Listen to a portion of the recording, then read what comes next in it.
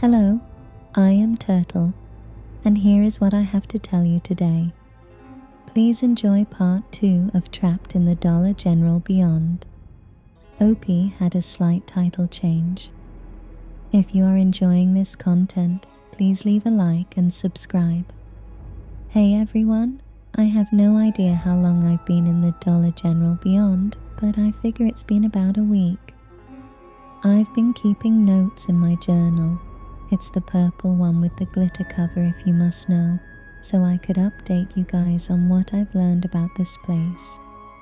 It isn't a lot, I'm still getting used to the DGB, but I have made a few little discoveries. First, let me answer a few of your more burning questions. Yes, all my social media works, but most of my friends seem to think I'm just having a go at them. The ones who do call the police for me message me back and tell me to stop messing around. I've had my account seized on Facebook because they think I've been hacked, but Reddit still seems to work pretty well. Some of you have brought up the bathroom situation. I can pee down the sink in the back, but for number 2s, I've set up a bucket with a bag in it. I've been putting the bags in the manager's office and just kinda don't go in there. The doors do not open and the glass will not break, as I will explain later. Keep them coming though guys, and I'll answer some more on the next one. My first discovery was that the things inside the DGB are finite. DGB is what I started calling the place to save time, because spelling out Dollar General Beyond got old pretty quickly. The stuff that's here doesn't seem to spoil. At least none of the packages have dates on them, but they do run out. You'd think it would take you a while to go through all the stuff in the store, but you'd be wrong. 7 sleeps, since there are no days here. After I got stuck here, I was out of the sandwiches I liked. The coffee drinks I usually drink were starting to get a little low, and the ice cream was gone. I may have been doing a little stress eating, but most of it is the unnoticed replenishment that we all take for granted. I tried to find more in the back, but the back is just a big open space. There are some hand trucks back there and a couple of those pump-up lift things, but no product to put on the shelf.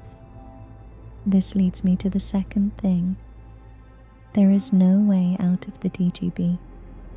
The doors are still locked and I can't see anything out of the windows. There may be things out there, but they seem content to ignore me or are unaware that I'm here. The doors in the back are also unmoving, and I looked for something big to break the front windows with, but that only solidified rule number 2. I found a lug wrench in the automotive section, but it simply bounces off the glass and doors. It doesn't seem to damage them, nothing beyond little dents. I finally just gave up when I got tired. While I was lying on the floor, my chest working like an accordion, I noticed the ceiling. I scampered to the back and found a ladder near the wall that they probably used for changing out the ceiling tiles, and took it to the floor so I could climb into the ceiling. I thought that if I could make a hole in the roof, it's just a green metal roof, I could get out and see where I was. I took some cutting implements and got the biggest ladder I could find in the back. But as I slid one of the ceiling tiles aside, I saw not an attic space but a giant pulsating void. I reached a hand out to it, but I couldn't bring myself to touch it. It was as if something was repelling me, and after standing up there for a few minutes or hours or however long I was on that ladder, I climbed down and put it away. I try not to think about it if I can help it. I've started doing things in the store to keep my mind busy, and they've sort of colored my days. If day 1 was figuring things out and day 2 was getting settled, then day 3 was when I sat down to color. I had meant to go get some mouthwash when I saw the rack of colour books on the stationery aisle. There were all kinds of colouring books, Avengers and princesses, dinosaurs and sea creatures, and before I knew it, I had a pack of coloured pencils opened and was filling the pages. I spent most of that day colouring in animals of various kinds or superheroes, or the intricate designs in the adult colouring books. Heck, I coloured in some of the regular books too, and I grabbed a couple of the more interesting ones to read off the spindle rack at the end of the aisle. Day 5 was spent cooking and making crafts. I used the gas stoves they sold to cook a few dishes from the cookbooks, and I even ate a few of them. I had found a cookbook on the shelf and had the ingredients for most of the dishes, so I figured why not give it a try.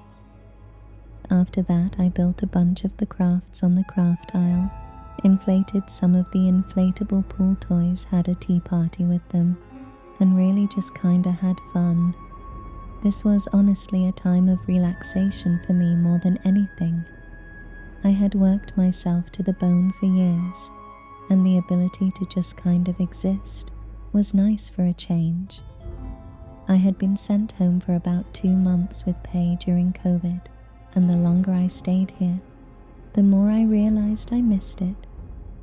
I missed getting paid to exist, doing things I liked, and just having fun. It wasn't actually fun though, I guess.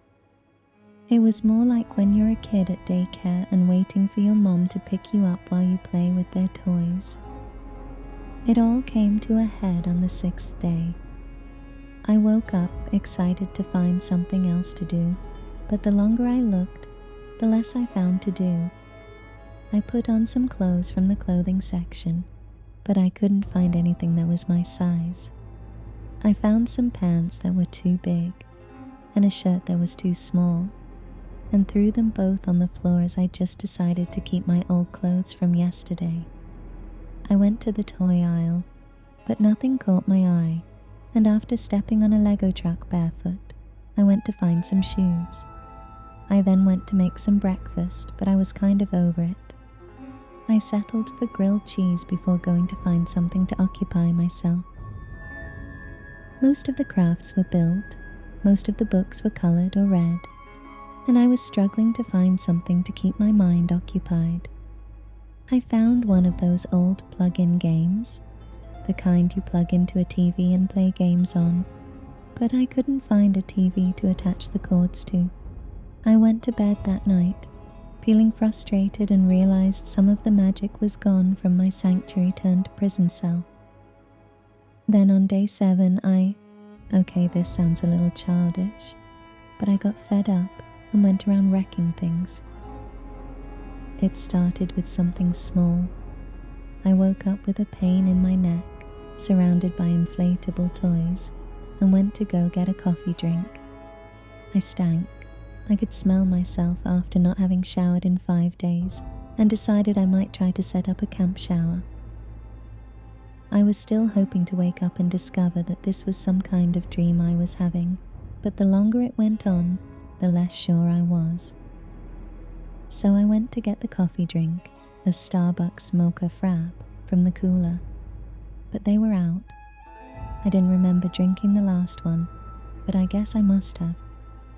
There was a whole row of French vanilla beside it, but suddenly that made me even angrier.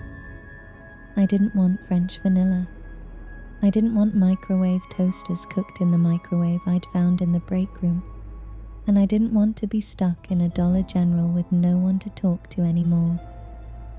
I took one of the French vanilla drinks, stepped back, and hurled it through the glass in front of the refrigerator. It shattered, spilling glass and coffee all over the floor, and made another discovery right then. Number 3, that felt really good. I did it again, and again, and again. When I ran out of glass, I threw a few at the front door, but it didn't break. After that, I went on a rampage through the aisles. I smashed all my crafts, threw all my Legos, popped my inflatable friends with scissors or knives, or just by jumping on them, tossed soda bottles, watched the tops burst as they went flying, and basically had a tantrum that would befit any child under 6. When I was done, I laid in the wreckage, making snow angels in a pile of chips I had poured out, and as I panted heavily, I felt a little better. I had pushed over a few of the shelves as well, and between 2 of them, the slant they made seeming to form an arrow, I saw something else I had done. In my chaos, something had hit one of the ceiling tiles, and now all that blackness could be seen. I started to worry about that, but it was burnt away in the face of my newfound adrenaline. I climbed onto the 2 shelves, shifting a little as they groaned mutinously, and looked into that void. It was still just hanging up there, motionless overhead, and I grabbed something from the top of the fallen shelf and tossed it towards the space. I didn't write down what it was, but I guess it doesn't matter because it never came out of that space again. I grabbed something else, had reared back to fling again, but I stopped halfway through my throw. Something about that darkness made me very uneasy. The way it moved after I had tossed something into it made it seem angry. I know how that sounds. How can darkness seem angry? But it did. It seemed to watch me as I prepared to throw, daring me to let it fly and see what happened. I let whatever it was fall to the ground and went down to get ready for bed. I was tired and exhausted from my day of destroying my prison, and I decided to drag my bedding under the shelves I had dropped together. 1, it made it feel like I had shelter, and 2, it was the cleanest part of the floor with the least crap on it. 3, I guess, was that if it all collapsed on top of me, at least I wouldn't be stuck here. I had scratched that last part out of my journal, but I think it's important to have it now. It speaks a lot to my state of mind. I must have dozed off for a little bit because when I came awake I was surprised to see that something had changed. The store was completely dark. The store lights had never gone off in the week that I had been here, not unless they went off after I went to sleep. And the new dark was highly unsettling. I wondered if that was what had woken me up, but as the shelves groaned again, I realized it had been something else. Whatever that something else was, it was now perched on top of my makeshift structure. For the first time in a week, I had something else here with me, and the knowledge made my blood run cold. I was under a big pile of blankets and inflatables that I had dragged here, and I snuggled down beneath them like a kid when he thought there was a monster in his closet. I heard it moving around, heard it making its careful way off the shelves and across the mess I had created. The way it moved made me believe it was huge and hungered to fit in the space, but I refused to peek and see what it was. It made noises of discomfort more than once, clearly coming down on some of the sharper bits of my mess, and I closed my eyes and tried to stay as quiet as I could.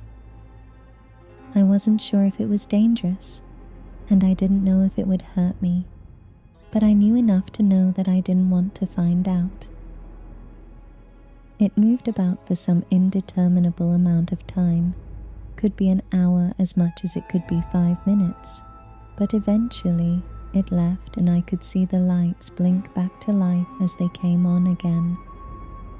Whatever it had been, it had killed the lights, and I made a note to watch out for that in the future. Eventually I gave up on sleep and got up to see what was still edible in the destroyed ruins of my cell. After finding some unopened chips, a mostly intact pizza, and some soda that I hadn't wrecked, I sat down to eat breakfast and write this. I decided to transcribe the journal into my phone, just in case something happens to it, And I've also decided to go into the bathroom again.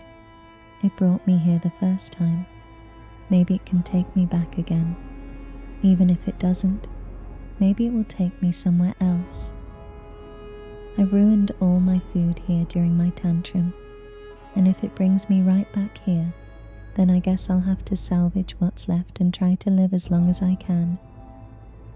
Looking through the door now, the DGB on the other side looks very different than the one I'm in.